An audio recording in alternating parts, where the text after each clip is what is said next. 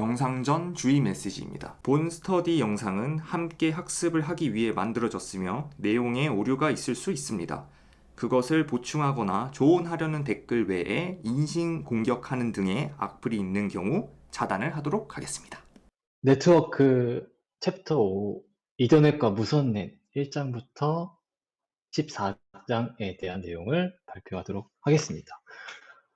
이번 챕터 같은 경우는요, 이제 이더넷이랑 무선넷 기술을 이제 중심으로 해서 랜 환경에서 데이터들이 어떻게 송수신 되는지 그 과정에 대해서 조금 설명하고 있더라고요. 저는 이제 먼저 나오게 된 이더넷에 대해서 조금 더 자세히 설명드리고, 이 이더넷 프로토콜을 이용해서 랜 환경에서 어떻게 데이터를 주고받는지에 대해서 그 과정까지 설명을 드리도록 하겠습니다. 일단 이더넷이란 게 있는데요. 사실 요 녀석을 저희가 처음 본 친구는 아니에요. 다들 기억나시겠지만 그 챕터 3장에 TCP/IP 모델 할 때 한번 본 적 있었거든요. 물론 진짜 스쳐간 느낌을 본 거긴 하지만, 일단 어쨌든 다시 나왔으니 다시 설명을 드리고 넘어가도록 하겠습니다. 일단 정의적인 부분에서는 이더넷이라는 녀석은 TCP/IP 모델에서 네트워크 인터페이스 계층에서 사용되는 프로토콜을 말합니다. 제가 가져온 그림에서는 이제 상위부터 어플리케이션, 트랜스포트, 인터넷, 그리고 마지막에가 이 네트워크 인터페이스 층의 또 다른 이름의 링크 계층이 해당이 되는데, 이 영역에서 사용하는 프로토콜이다, 이 이더넷이 라는 거. 그래서 이 이더넷을 통해서 어떻게 우리가 랜 환경에서 데이터를 주고받는지에 대한 내용을 제가 마지막에 다뤄보도록 하겠습니다.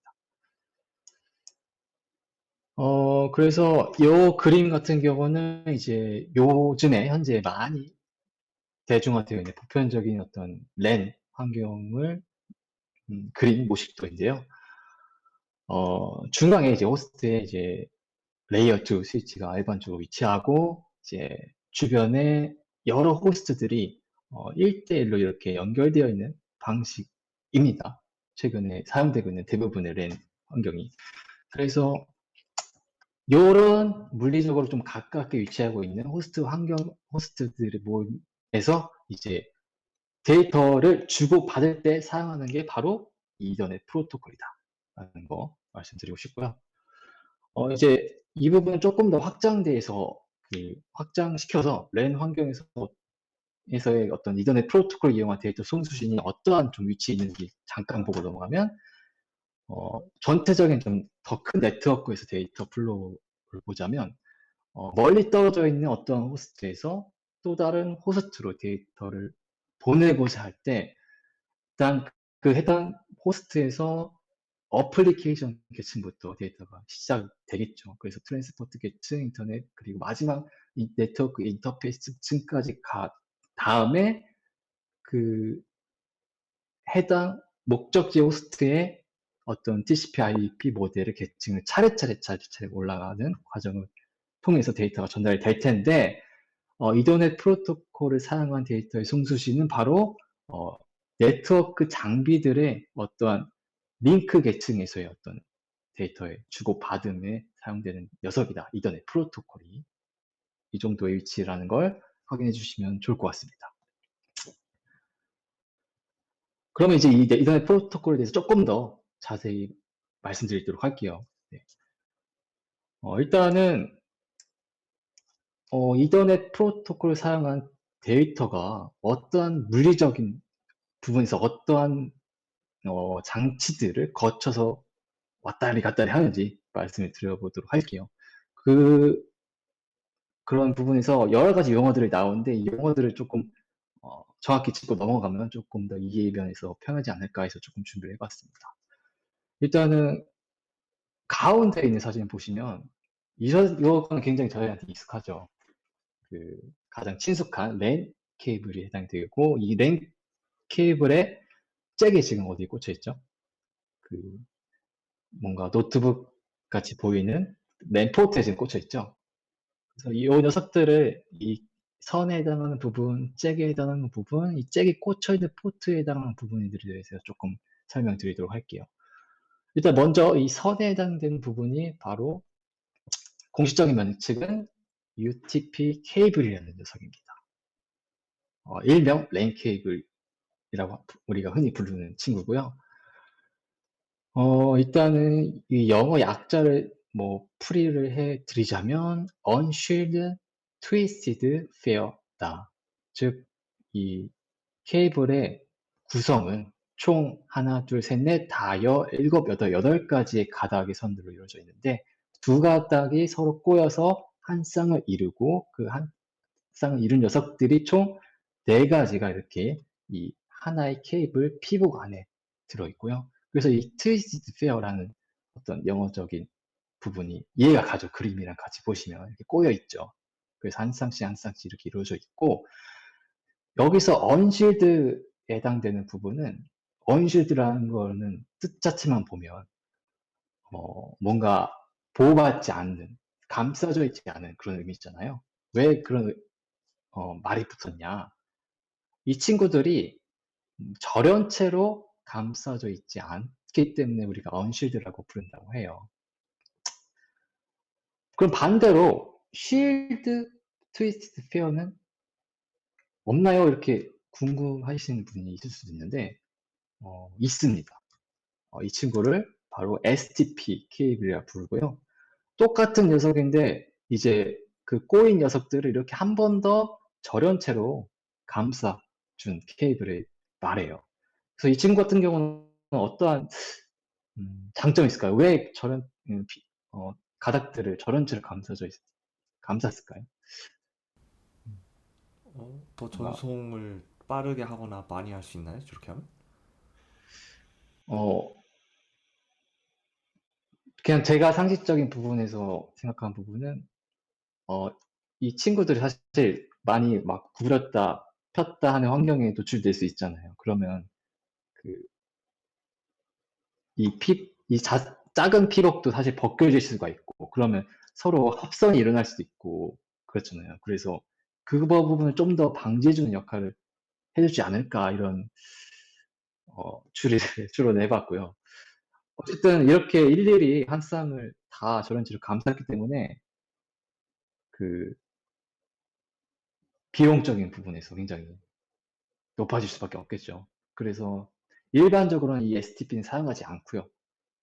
대부분이 우리가 흔하게 접하는 랜 케이블이라 부르는 UTP 케이블을 통해서 우리가 네트워크 데이터를 송수신하고 이 STP 케이블 같은 경우는 정말 중요한 특정한 네트워크 장비 연결할 때만 특별히 사용한다고 합니다.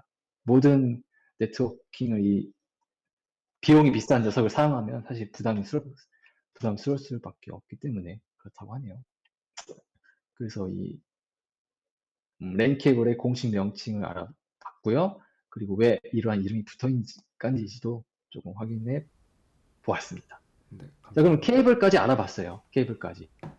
그러면 이 잭 부분과 이 잭이 꽂혀있는 포트 부분을 좀 말씀드리려고 하는데, 이 잭 부분은 공식적인 명칭이 RJ45, Registered Jack 45라는 명칭을 가지고 있고요.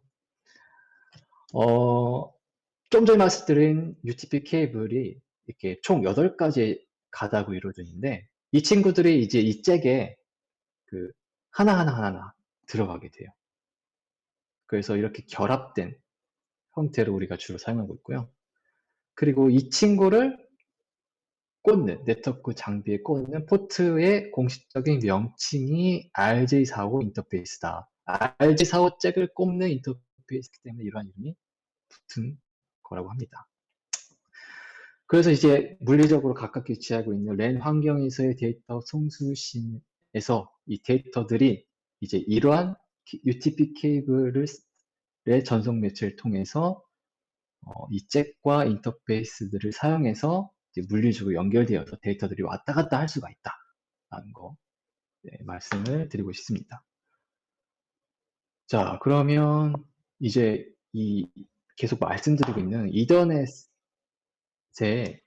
규격도 여러 가지로 나뉘어지더라고요. 그래서 이 규격을 덱을 해석하는 방식, 규격이 정확히 어떠한 의미를 갖고 있는지도 말씀을 드리고 싶습니다.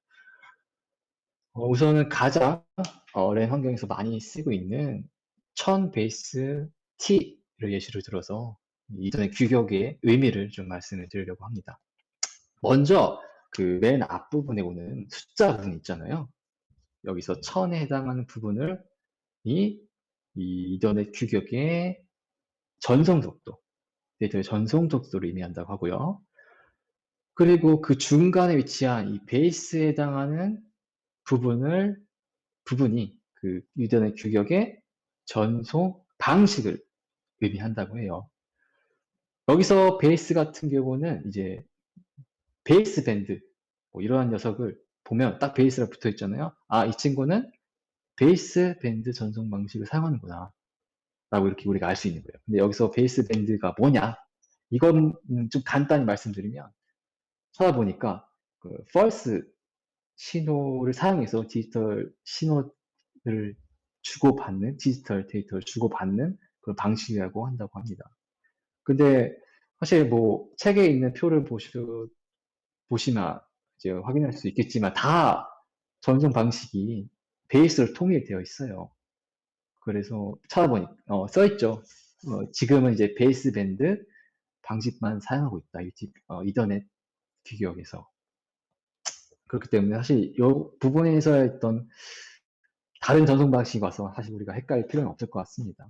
모든 이전의 규격에 지금 베이스 밴드 방식을 사용하고 있다라는 거 알고 넘어가시면 될 것 같고. 자, 이 전송 방식 다음에가 이제 대시가 붙은 다음에 지금 T가 왔죠. 이 부분이 케이블의 종류를 나타낸다고 해요. 그래서 여기서의 T는 UTP 케이블을 의미하고요. 그래서 이 1000 베이스 T 규격 같은 경우는 딱 이걸 보고 T가 붙었으니까 이 친구는 UTP 케이블을 사용하는 규격이구나 라고 우리가 이름만 보고도 확인할 수가 있는 거죠. 그래서 밑에 제가 가져온 표는 그 대표적으로 랜 환경에서 가장 많이 쓰이고 있는 이전의 규격들이에요.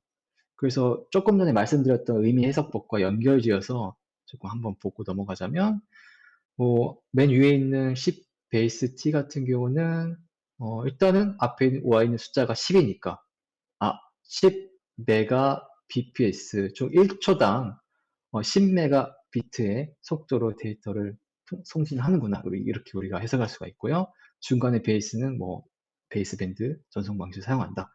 그리고 마지막에 오는 T를 보고, 이 친구는 UTP 케이블, 랜 케이블을 사용하는구나. 이렇게 확인할 수가 있다는 거죠.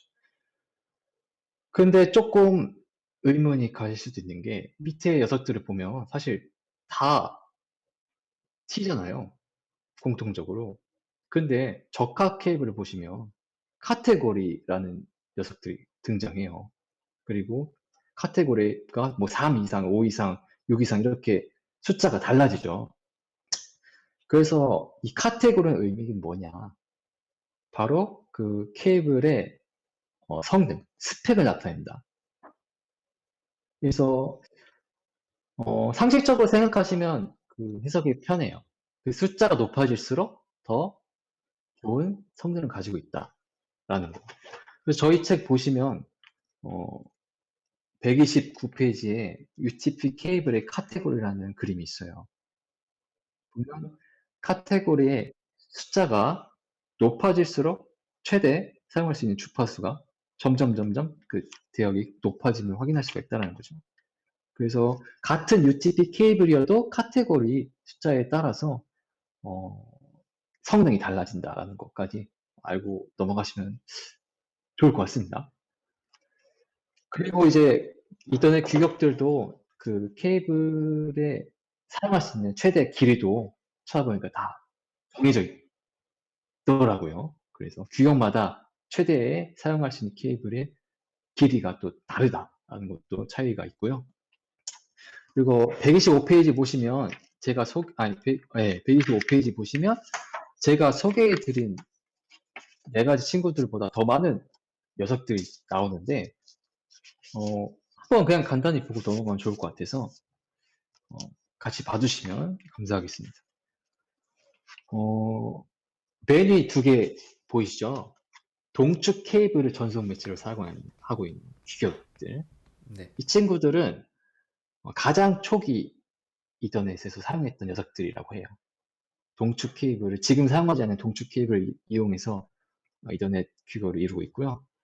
근데 이제 이 친구의 차이점이 밑에 있던 녀석들이랑 비교했을 때 어디가 있죠?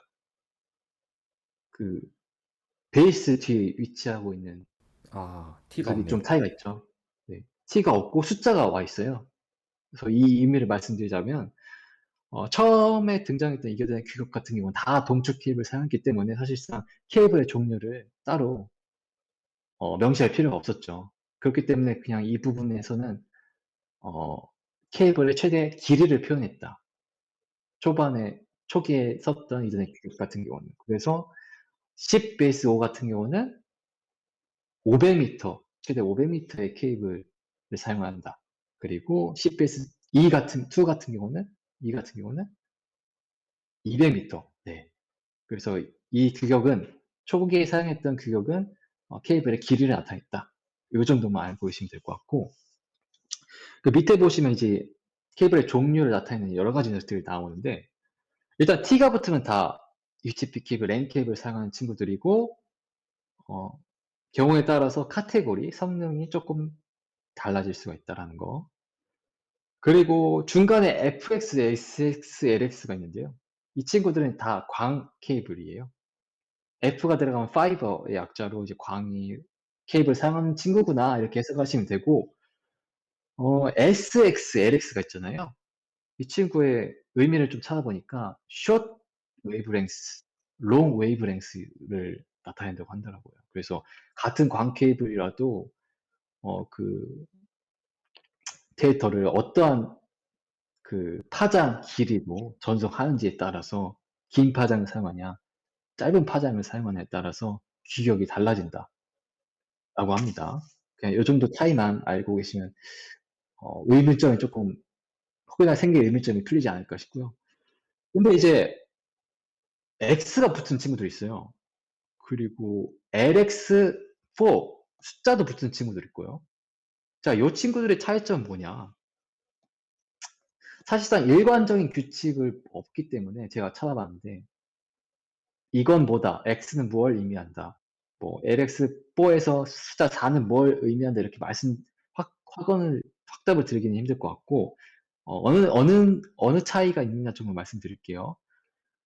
일단은 하나의 UTP 케이블이더라도 아까 말씀드렸던 이 총 8가지의 그 8개의 가닥이 있다고 했잖아요. 하나의 랜 케이블에요.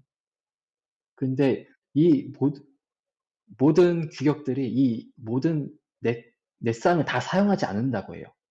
어떠한 규격은 이 4개 중에 하나만 사용하고, 어떠한 친구는 2개만 사용하고, 어떠한 친구는 4개 다 사용하고, 어떠한 친구는 4개 다 사용하는데 2개만 주로 사용하고 2개는 임시로 잠깐 방편으로 놔두고. 그래서 이 TX나 뭐 이제 그냥 T 뒤에 숫자가 붙은 경우도 있고 여기서 LX 뒤에 숫자 4가 붙었잖아요. 그런 친구들은 경우에 따라서 4개가 사용하는 친구도 있고 2개만 사용하는 친구도 있고 하나만 사용하는 친구들도 있고 이렇게 그 UTP 케이블에서 몇 가닥을 사용하는지가 조금씩 달라진다. 데이터 수송 수준에서. 그래서 그 몇 가닥을 사용하는지에 따라서 성능도 자연스럽게 달라지게 되겠죠. 근데 일관적인 규칙은 없기 때문에 X가 뭘 의미한다, 뭐 이렇게 말씀드릴 수 없을 것 같아요. 예를 들면 뭐 10 베이스 T 같은 경우는 뭐 한 가닥만 사용하고 10G 베이스 T 같은 경우는 뭐 네 가닥 다 사용하고 이런 경우가 있기 때문에 의미 자체는 말씀드리기가 좀 힘들 것 같고, 혹시나 이제 각 규격별로 세부적인 차이나 스펙 자세한 부분이 궁금하시면 위키백과에 이더넷 오버 트위스티드 페어를 검색하시면 종류별로 어떠한 차이가 있는지 확인할 수 있을 수가 있으니까 혹시나 조금 더 의문심이 생기시는 분들은 그쪽을 추천드리도록 하겠습니다. 네, 그러면 그 그래서 이더넷 그거 설치되어 있는 디바이스들마다 그러면은 속도가 다른 이유가 이것 때문일 수도 있겠군요. 아마 그러지 않을까요? 나우트도 그렇고. 네, 뭐 제가 뭐 이렇게 자세히 아는 건 아니라서 막 이렇다고 말씀 못 드리겠지만, 어쨌든 규격이 통일되어 있는 건 아니고, 정해져 있는 규격을 어떤 걸 사용할지가 달라지기 때문에, 음, 그럴 수도 있지 않을까 생각은 합니다만. 네. 네, 감사합니다.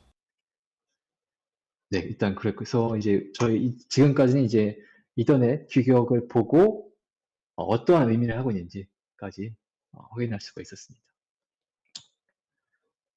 자, 그럼 본격적으로 이제 이더넷 프로토콜 사용해서 데이터가 왔다 갔다 할 때 그 왔다 갔다 하는 녀석들을 조금 더 자세히 볼 거예요.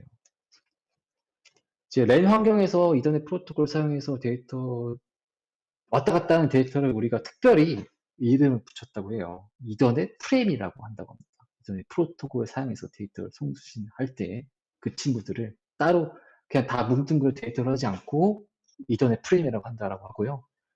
이 부분 사실 나온 적 있죠. 챕터 3부분에 각 계층별로 어떤 프로토콜 사용했을 때 데이터의 명명법이 어떻게 바뀐다. 뭐 세그먼트도 나온 적 있고 뭐 이런 적 있잖아요. 거기에 해당되는 부분이라 생각하시면 되겠습니다. 그래서 앞으로 이제 제가 말씀드릴 부분에서 랜 환경에서의 데이터는 일단은 이더넷 프로토콜을 사용하는 데이터는 이더넷 프레임이라고 앞으로는 말씀드리도록 할게요. 그래서 이 이더넷 프레임의 구조적인 부분을 조금 보고 넘어가 보려고 해요. 그래서 제가 가져온 그림은 이더넷 대표적으로 가장 많이 사용되는 이더넷 2의 프레임 구조 그리고 각 필드의 사이즈를 해당하는 그림을 가져왔는데요. 책 같은 경우는 제가 지금 빨간색으로 네모 박스 쳐 놓은 부분만 설명되어 있는데, 사실상 이제 공식적으로 이전에 프레임에 해당되는 부분은 사실 이게 맞아요. 근데,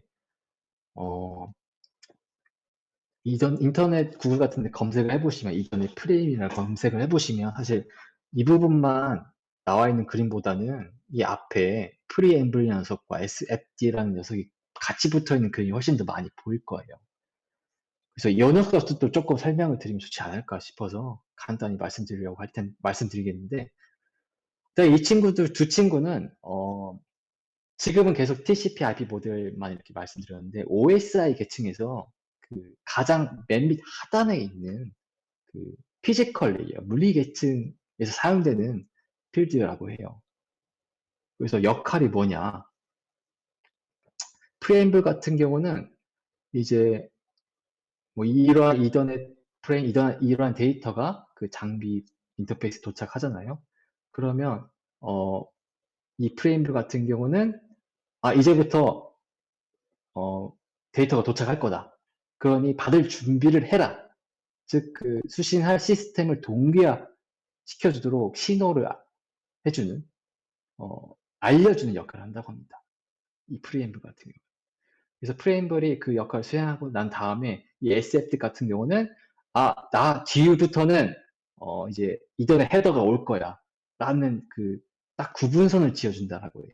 지금은 데이터들이 다 01, 02, 02 디지털 친으로 송수신되고 있잖아요. 그래서 나 뒤로부터는 이제 이더넷 헤더를 시작해서 데이터가 올 거야 이렇게 구분 지어주는 구분자 역할을 해준다고 하고요.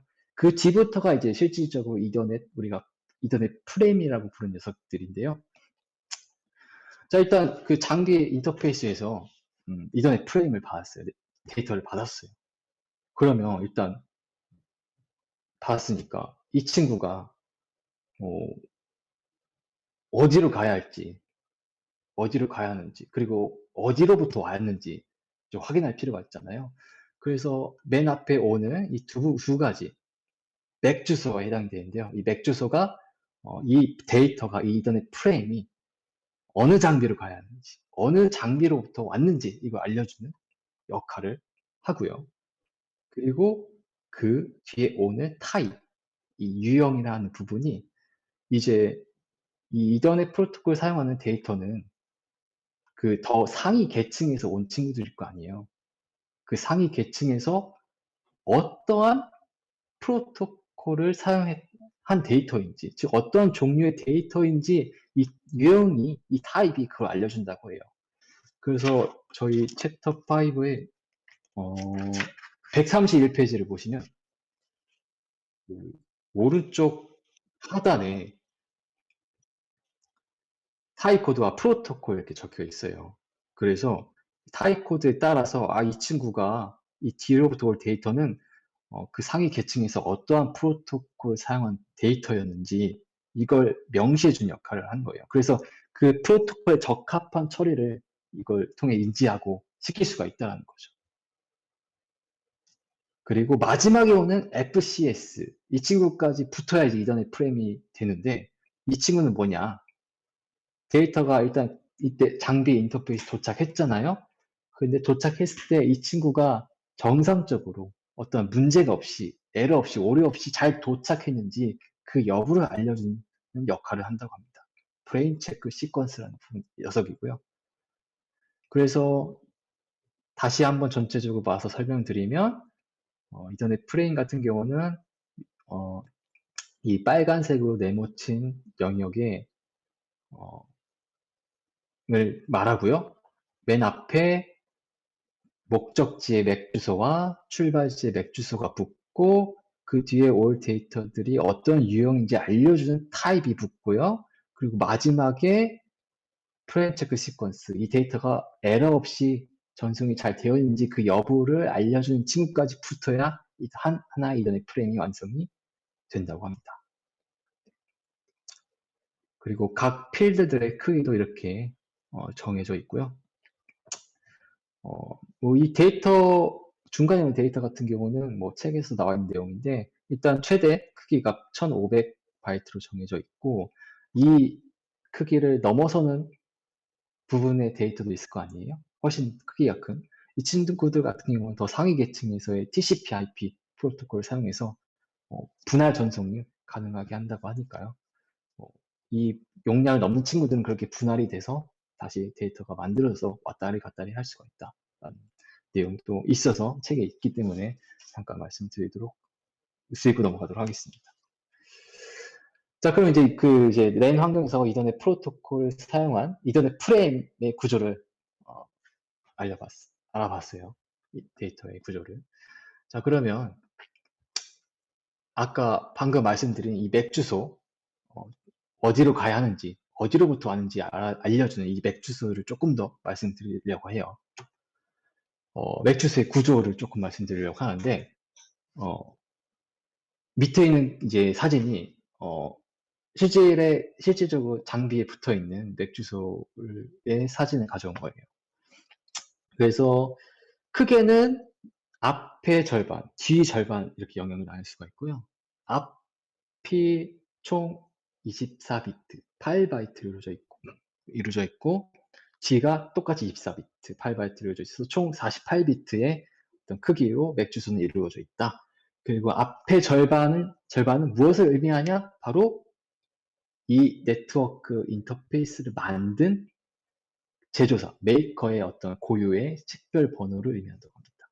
즉, 똑같은 제조사에서 만든 네트워크 인터페이스 장비라면 이 앞부분의 절반에 해당되는 부분은 모두 같은 번호를 갖게 되겠죠. 이 부분을 공식적으로는 Organizationally Unique Identifier, OUI라고 부른다고 하고요. 그리고 뒤에 오는 절반에 해당되는 부분이 이제 장비 인터페이스 하나하나마다 고유로 우리가 식별을 해야 되잖아요. 그래서 각 장비 인터페이스 하나하나에 개별적으로 부여되는 식별 번호다. 이 부분을 공식적으로 NIC 네트워크 인터페이스 컨트롤러라고 부른다.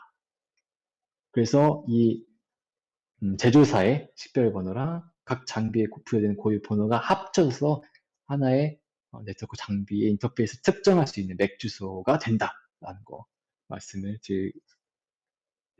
드렸습니다.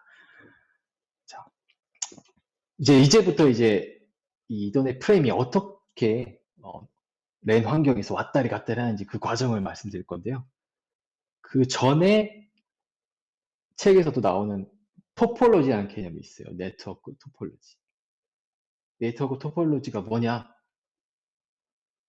정의를 말씀드리자면 네트워크의 요소들, 즉 장비들이 어떠한 형식으로 연결되어 있는지를 나타내는 용어다. 어떠한 형식인지 알려주는 용어다라고 해요. 토폴로지가. 그래서 책에서 같은 경우는 뭐 크게 버스형, 뭐 스타형, 링형 이렇게 나눠서 간단히 언급되어 있고, 이제 이더넷 같은 경우는 초기에서는 이제 버스형 토폴로지를 사용했다고 하고요. 현재로는 대부분이 이 스타형 토폴로지, 스타형 네트워크 연결 방식을 사용해서 랜을, 환경을 구성하고 있다라고 합니다. 요 세 가지 유형 말고 뭐 찾아보니까 스타형의 더 확장 버전인 뭐 트리형도 있고 아니면 더 훨씬 복잡한 버전인 메쉬형도 있고 한다고 하던데 그것까지는 좀 설명드리면 좀 저도 사실 잘 모르기도 하고 어, 좀 깊어질 것 같아서 혹시 궁금하시면 그 부분은 이제 네트워크 토폴로지 검색하시면 확인하실 수가 있으니까 그 부분을 조금 참고해주시면 좋을 것 같습니다. 자, 그러면 이 토폴로지를 중심으로 버스형과 스타형 토폴로지를 중심으로 이더넷 네트워크가 어떻게 구성되어 있고 그 안에서 이더넷 프레임 데이터가 어떻게 왔다 갔다 하는지 말씀드리도록 할게요. 자, 먼저 초기에 이더넷에서 사용했었던 버스형 토폴로지, 버스 토폴로지. 자, 요 녀석 같은 경우는 그림을 보시면 확인하실 수가 있겠지만 어때요? 중앙에 케이블이 전송 매체가 딱 한 가지만 와 있죠. 한 가지만. 하나만 와 있죠. 즉, 이 하나의 전송 매체만 공유하고 하면서 모든 호스트들이 데이터를 주고받아요. 이 녀석 하나만으로, 이 케이블 하나만으로. 자, 자동차 도로를 음, 비유해서 말씀을 드려볼게요. 자, 이 녀석은 바로 자동차 도로에서 그 외길이라고 말씀드리고 싶어요. 즉, 이 외길 같은 경우에는 가는 차만 있거나 오는 차만 있지 않죠. 가려는 차도 있고 오려는 차도 있어요. 근데 그 차들이 서로 동시에 진행하려고 하면 어떻게 되겠어요? 서로. 부딪혀. 네, 부딪힐 수밖에 없죠. 그래서 버스 토폴로지도 이러한 단점을 가지고 있었다라는 거예요. 그게 뭐냐? 바로 데이터가 충돌할 수 있는 확률이 높았다. 즉, 하나의 길만, 하나의 루트만 사용하고 거길로 다 송신하고 수신하고 했기 때문에 뭐 동시에 이 친구가 데이터를 보내고 또 이 친구가 데이터를 보내고 한다면 어떡하겠어요? 중간에서 부딪힐 수밖에 없죠. 근데 이 부딪히면 데이터가 부딪히면 어떻게 되냐? 그냥 없어져 버려요. 파기가 된다고 합니다. 그러면 각 호스트들이 원하는 데이터 보낼 수도 없고 받을 수도 없겠죠. 이런 문제점이 있었다고 해요. 초기 이더넷 네트워킹 방식의 버스형 토폴로지 같은 경우. 초기 이더넷에서는요. 그래서 이 데이터 충돌, 이 문제점을 조금 극복하기 위해서, 해결하기 위해서 기술이 하나 등장했어요. 그게 뭐냐? CSMA라는 친구다. 이 CSMA의 약자를 조금 풀어서 설명드리면 Carrier Sense Multiple Access. 자, 다중 접속을 감지한다. 캐리어가, 전송 매체가 다중 접속하는지 감지를 한다는 거예요. 즉, 어, 정의를 말씀드리자면, 이제 특정 호스트가 데이터를 보내려고 할 때 이미 다른 호스트에서 이 채널, 이 케이블을 사용하고 있는지 아닌지 확인하는, 감지하는 신호 감지 프로토콜이라고 해요. 그래서 예를 들자면 내가 데이터를 보내고 싶어요.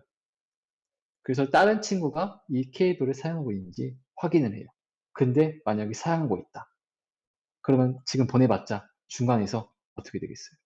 꽝 부딪혀버릴 수밖에 없죠. 그럼 데이터는 없어지게 되고. 그렇기 때문에 사용하고 있네? 그러면 일단 기다려. 일단 기다려. 그리고 랜덤 시간 대기 후에 그때서야 데이터를 보낸다고 해요. 그리고 일단 비어 있어도 내가 보내려고 할 때 비어 있네? 했을 때도 사실 바로 보내지는 않는다고요. 왜냐? 똑같이 상대방이 그런 판단을 내렸을 때 어떻게 되겠어요? 비었네, 나 보낼래. 근데 동시에 다른 친구도, 다른 호스트도, 나한테 보낼 건데, 판단해서 동시에 보내버리면 충돌이 될 수밖에 없기 때문에, 일단 비어 있어도 그 케이블을 사용하고 있지 않아도 일단은 기다린다고 합니다. 근데 그 기다리는 시간이 정해져 있지 않기 때문에, 랜덤 시간을 기다리기 있기 때문에 그 데이터의 충돌 위험을 그런 식으로, 어, 방지한다고 해요. 방지시켜주는 기술이라고 합니다. 근데 이 친구도 좀 한계가 있을 수밖에 없어요. 아무리 그런 시간의 차이를 줘서 데이터를 보내서 충돌을 방지시킨다 하더라도 랜덤 시간을 줘서 데이터를 보낸다 하더라도 우연찮게 그 타이밍이 맞아 떨어지는 경우가 생길 수밖에 없거든요. 근데 이 기술은 그 데이터가 중간에서 충돌이 돼서 파기되어 있는지 그거를 감지까지는 못한다고 해요. 못하는 친구였다고 해요. 그래서 그 부분을 보완하는 녀석이 바로 CSMA CD라는 친구예요. 이 친구는 이제 이름만 보시면 아실 수 있다시피 컬리전 딕텍터가 붙은 녀석인데, 즉 기존의 전송 채널을 사용하고 있는지 아닌지 확인하는 CSMA에서 추가적으로 데이터의 충돌이 일어났는지 아닌지까지 확인할 수 있는 프로토콜이라고 합니다. 그래서 초기 이더넷의 버스형 토폴로지를 사용했던 초기 이더넷 네트워크에서는요, 랜 환경에서는요, 이 CSMA CD 기술을 활용해서 데이터의 충돌을 최대한 피하려고 했었고, 그리고 혹시라도 데이터가 충돌을 했다면 그거를 감지해서 다시 정상적인 송수신을 하기 위해 데이터를 보내주는 그런 작업을 했었다. 이 CSMA 시대가 그런 역할을 해줬다. 이걸 말씀드리고 싶습니다. 근데 이제 이걸 쓰지는 않는다고요. 더 이상 사용하고 있지는 않다고 합니다. 왜냐? 현재는 이제 대부분이 그런 버스형 연결 방식에서 현재 랜 환경은 이제 스타형 네트워크로 넘어와 있다고 하는데, 레이어 2 스위치를 중심으로 사용하는 스타형 네트워크로 넘어왔다고 하는데, 이 스타형 네트워크의 특징이 뭐냐? 이러한 물리적으로 충돌할 수밖에 없는 구조 자체를 아예 없앴어요. 구조적으로 아예 충돌이 일어나지 않게 아예 바꿔버렸어요. 그렇기 때문에 이러한 충돌 감지, 전송 매체 채널을, 케이블을 하나만 사용하고 있어서 이 케이블을 상대방이 이미 쓰고 있는지 이런 확인하는 절차 자체가 필요 없어졌다는 거예요. 그래서 이런 부분들을 보완한 게 바로 스타형 네트워크를 사용하는 이더넷 방식이다. 자, 그래서 이게 제가 발표하고 있는 부분에 대한 어떤 핵심 내용이 될 것 같아요. 그래서 이 부분을 마지막으로 설명을 드리도록 하겠습니다. 조금 더 말씀드렸다시피 이 중앙에 레이어 2 스위치를 두고 각 호스들을 1대1로 각각의 케이블을 사용해서 지금 연결한 방식이거든요. 이 스타형 연결 방식은요. 그렇기 때문에 버스형과 달리 하나의 케이블을 사용해서 이걸만 사용해서 데이터를 다 송수신하려고 해서 충돌이 발생할 위험도 없고요. 그리고 혹시라도 중앙에서 데이터가 혹시라도 부딪힐 수가 있는데 그 부분도 이 스위치의 내부 구조상 막아놨다고 해요. 그런 충돌 위험도.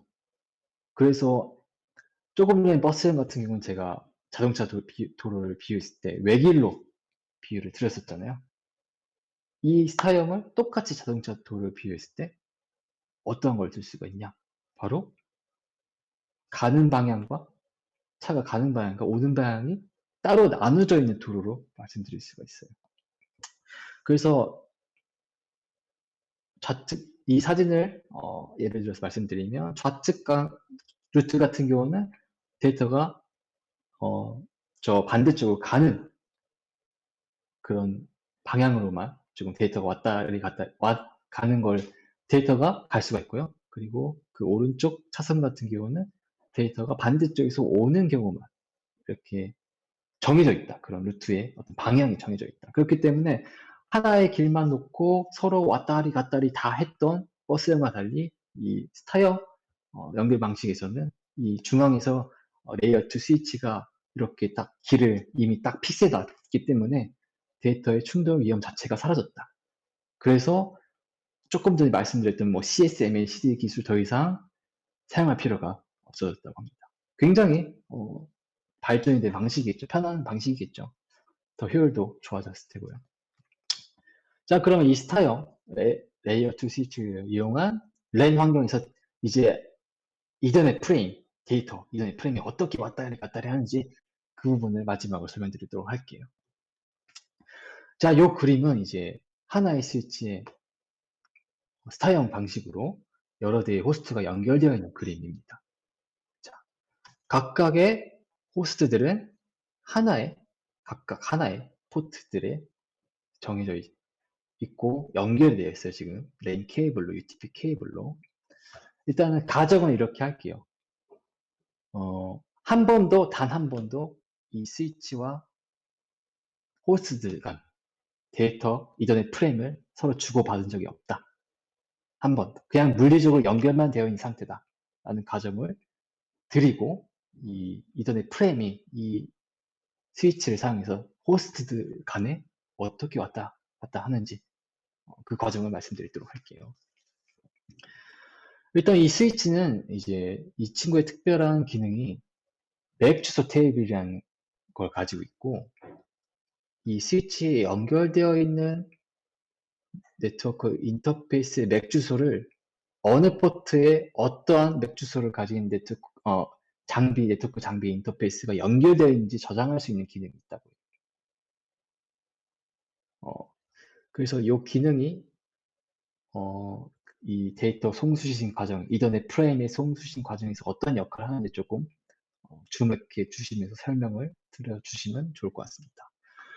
자, 일단 예를 들면 자, 1번 포트에 있는 이 호스트에서 4번 포트에 있는 호스트로 데이터 이더넷 프레임을 보낸다고 가정해 봅시다. 자, 이 호스트에서 데이터가 출발했어요. 나 보낸다고 가는데 이제 케이블 따라서 가겠죠. 자, 1번 포트에 도착합니다. 1번 포트. 자, 스위치 입장에서는 1번 포트로 이더넷 프레임이 도착했어요. 자, 그럼 이더넷 프레임을 이제 해석하기 시작합니다. 맨 앞에 뭐가 왔었죠? 아까. 데스티네이션 어드레스. 네. 맥 주소 친구들이 있었죠. 자, 그래서 맥 주소를 보고 일단 출발지 맥 주소를 확인해요. 그래서 이 친구가 어디서 하는지 그걸 체크한다는 거예요. 자, 1번 포트로부터 이러한 맥 주소를 가진 친구가 이더넷 프레임을 보냈다는 걸 지금 스위치가 확인을 했죠. 근데 일단 이 호스트로부터는 처음 데이터를 받았어요. 이더넷 프레임을 받았어요. 그러면 맥 주소 테이블에 이 호스트의 정보를 기억합니다. 1번 포트에는 이러한 맥 주소를 가진 호스트가 연결되어 있구나. 이거를 테이블에 저장을 합니다. 저장한 뒤에 목적지의 맥 주소를 봐요. 목적지의 맥 주소를 보고 이 친구는 이 이더넷 프레임은 이 맥 주소를 가진 호스트로 가야 하는구나. 일단 판단하겠죠, 스위치가. 근데 그 정보를 지금 가지고 있지 않아요. 어떠한 포트에 그 해당 목적지 맥 주소를 가지고 있는 호스트가 연결되어 있는지 아직까지 이 스위치는 모르는 상태라는 거죠. 그렇기 때문에 특정해서 그 포트만으로 그 해당 데이터를 보내줄 수가 없는 상황이기 때문에 일단은 이 이더넷 프레임이 온 포트를 제외하고 나머지 포트에 연결되어 있는 호스트로 다 데이터를 그냥 쏴버립니다. 이더넷 프레임에 쏴버려요. 자, 그럼 어떻게 했어요? 일단은 뭐 정말 받아야 하는 호스트는 일단 뭐 잘 가겠지만 받을 필요가 없는 호스트한테도 그 이더넷 프레임이 가게 되잖아요. 그런 경우는 이제 일단은 도착을 하면 맥 주소를 보는 거죠. 이 친구는 이더넷 프레임은 나한테 오면 안 되는 녀석이었는데 판단해요. 그러면 그 자리에서 인터페이스 층에서 그냥 네트워크 인터페이스 층에서 선에서 그냥 다 제거를 해버리는 거죠. 파기를 해버려요. 오도착한 이전의 프레임은 그냥 파기가 된다. 그리고 이렇게 맥 주소가 어디에 위치한 호스트로 가야 하는지 그걸 특정하지 못해서 모든 포트로 다 뿌리는 현상을 플러딩이라고 한다고 해요. 플러딩. 처음 접한 목적지 주소였기 때문에 어디로 가야 할지 몰라서 일단은 다 뿌리는 현상을 플러딩, 홍수 현상이라고 합니다. 자, 어쨌든 이렇게 해서 불필요한 데이터들은 다 파괴가 됐고 정상적으로 일단 데이터는 도착했어요. 이 4번 호스트로부터 4번 호스트에 정상적으로 데이터는 도착했습니다. 자, 그럼 이 호스트가 그 이전의 프레임을 봅니다. 이 친구는 1번 호스트로부터 왔구나. 확인할 수가 있겠죠. 출발지 맥 주소가 있을 테니까요. 근데 이제 데이터 이전의 프레임을 받기만 하면 끝나나요? 이전의 프레임이 정상적으로 잘 도착했어요. 그러한 신호도 데이터도 보내줘야 하고 다시 1번 호스트한테. 그리고 1번 호스트가 나는 이러한 데이터가 필요해요. 이러한 정보를 보내줄 수도 있을 거 아니에요. 그러면 그 해당하는 부분에 맞게 필요한 거 다시 응답을 해줘야겠죠. 그러면 다시 그 루트를 따라서 1번 호스트로 이전의 프레임을 보내줘야겠죠. 그래서 이 과정까지 한번 보도록 할게요. 자, 출발지 맥 주소를 확인해서 1번 호스트로부터 왔다는 걸 확인했어요. 4번 호스트는. 그러면 4번 호스트에서 이전에 헤더에 출발지 맥 주소와 목적지 맥 주소 그리고 필요한 데이터들을 담아서 이전의 프레임을 쏴줍니다. 다시 스위치로. 자, 스위치 입장에서는 4번 포트로부터 이전의 프레임이 하나 도착해요. 그리고 이 프레임을 해석하는 거죠. 맥 주소를 보고 이 친구 4번 포트에 있는 호스트로부터 왔네? 라는 걸 확인해요. 근데 이 스위치 입장에서는 이 4번 친구로부터 한 번도 데이터를 받은 적은 없거든요. 이럴 때 다시 한번 맥 주소 테이블에 그 기록을 저장을 한다는 겁니다. 4번 포트에 이러한 맥 주소를 가진 호스트, 네트워크 인터페이스가 연결되어 있구나. 이거를 처음 접하는 거라면 저장을 해요. 한번 저장을 하고 자, 저장이 끝냈어요. 이제 목적지 맥 주소를 확인합니다. 목적지 맥 주소를 봤더니 어떤 거예요? 이전의 프레임은 1번 포트로 1번 요 맥 주소로 가야 하고요. 요 맥 주소를 가진 호스트는 이미 우리가 알고 있는 정보예요. 왜냐? 맨 처음에 1번에서 이전의 프레임을 보낼 때 맥 주소를 저장했던 친구거든요. 이미 기록이 되어 있어요. 이 부분에 대한 내용은. 그렇기 때문에 이 친구는 일단 이 맥 주소로 가야 하는데 이 맥 주소는 맥 주소를 가진 호스트가 1번 포트에 연결되어 있어. 이건 아까 우리가 확인했어요. 한번.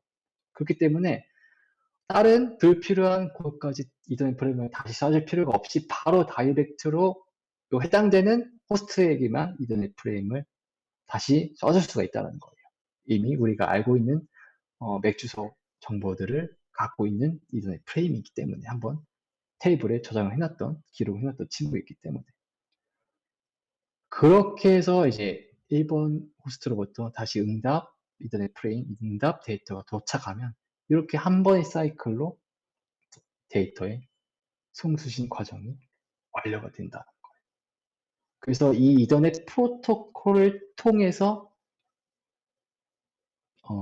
어떻게 물리적으로 가깝게 위치한 랜 환경에서 데이터들이 왔다 갔다 하는지 송수신되는지 레이어 2 스위치를 통해서 그 과정을 지금 우리가 한번 알아봤어요.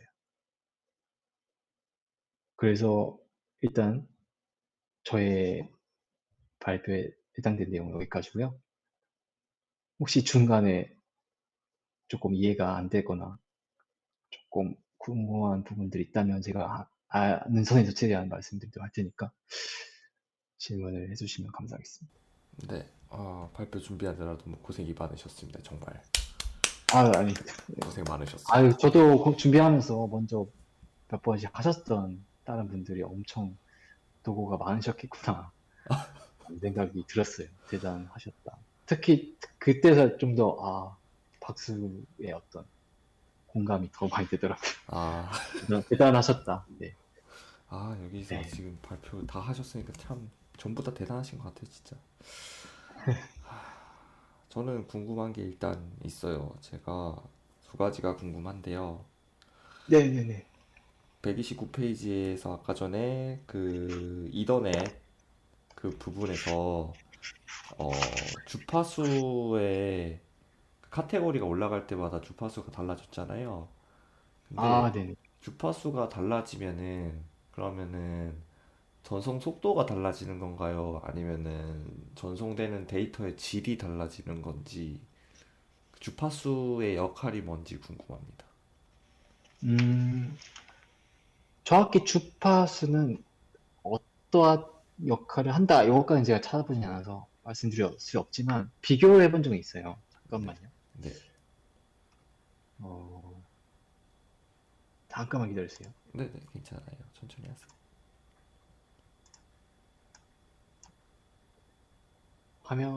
네, 잠깐 화면, 껐다가 하셔도 돼요. 화면 바꾸려면 아마 잠깐 꺼야 될 수도 있어요. 그래요? 네, 라이브 그러면, 종료했다가 다시 하시면 돼요.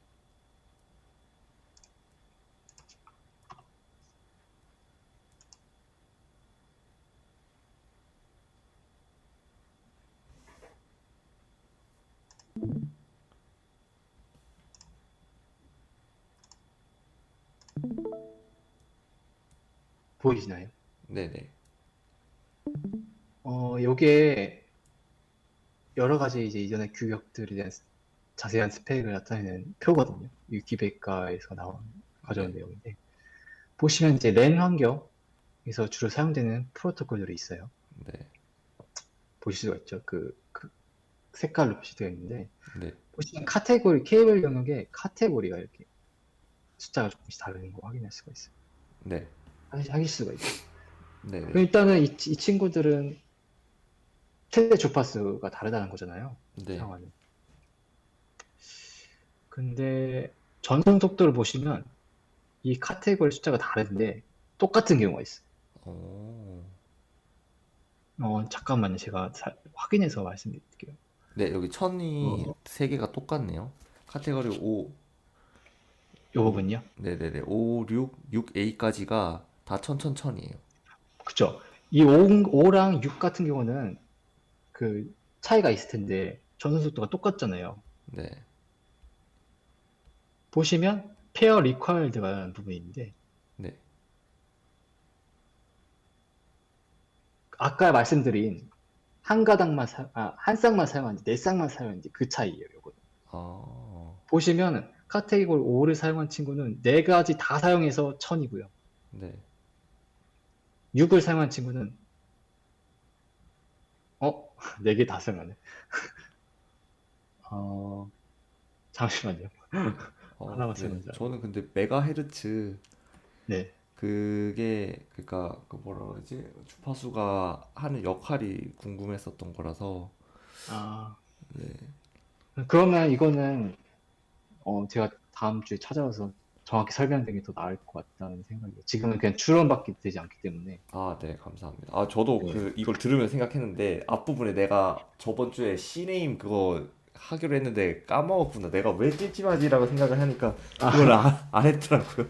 저도 같이 해오겠습니다. 내일 다음 그럼 주에. 카테고리의 주파수의 네, 어떤 차이점, 정확한 그 부분 제가 음, 따로. 근데 128쪽에 UTC 케이블 단락의 맨 밑에 줄에 보면 주파수가 어? 제가 잘못 읽은 것 같아요. 네, 아, 괜찮습니다. 네. 보니까 저는 주파수가 달라지고 그래서 네, 주파수가 정해지면 용도랑 전송 속도가 정해진다 이렇게 읽었거든요. 근데 음, 다시 읽어보니까 카테고리에 따라서 주파수, 용도, 전송 속도가 정해지나 봐요. 음, 네. 네, 감사합니다. 오케이, 저는 질문 이 정도 될 것 같고요. 혹시 다른 분들 있으시면은 하시고 없으면 민재님 걸로 넘어갈게요.